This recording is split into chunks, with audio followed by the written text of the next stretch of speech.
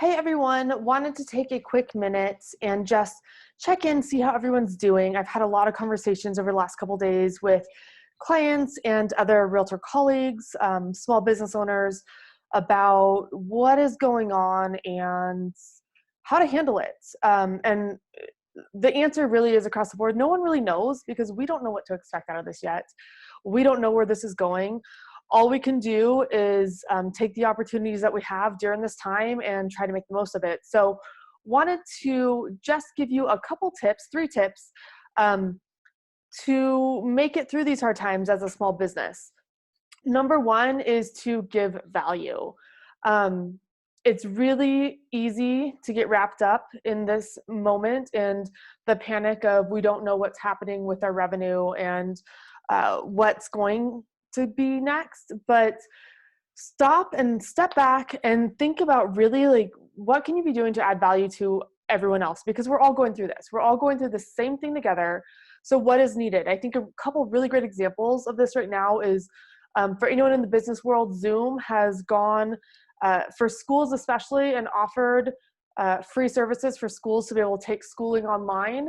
And I also know that they have done that for, I think, personal use. I've even gotten, I think, a code from it for one of my Zoom calls. I've done some brainstorms with clients and with other realtors and things like that, and haven't had to pay for it yet. So that's a huge thing. Like, they're really adding value right now in a world where we are now stuck in our homes.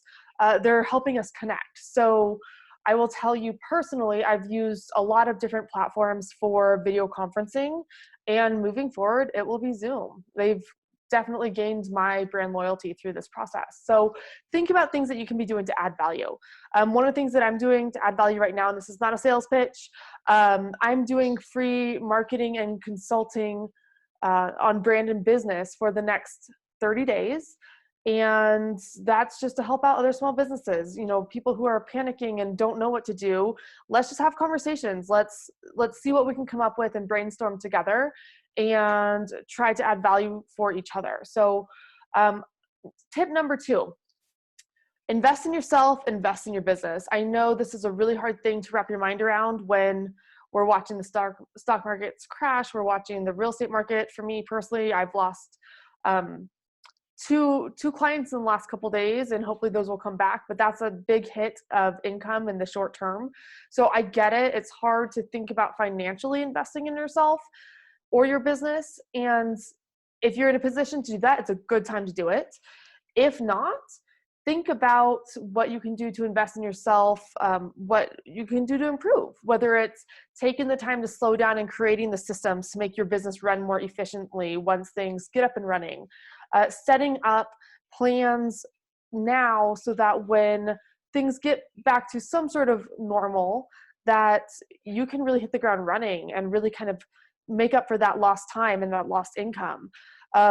For me personally, I have several coaching programs, online coaching programs that I pay for, and I've been pretty behind on them the last few weeks up to a month. And so I'm using this time to catch up on that, to improve my skills. I'm taking some SEO training and some things like that to make myself more valuable to my clients. So think about things you can do that to invest in yourself, invest in your business. And then the third is adapt. Guys, any business, I know we're going through some really tough times right now, but any business, if you are not constantly thinking about how you can adapt and change, you're not going to make it. Look at Blockbuster versus Netflix.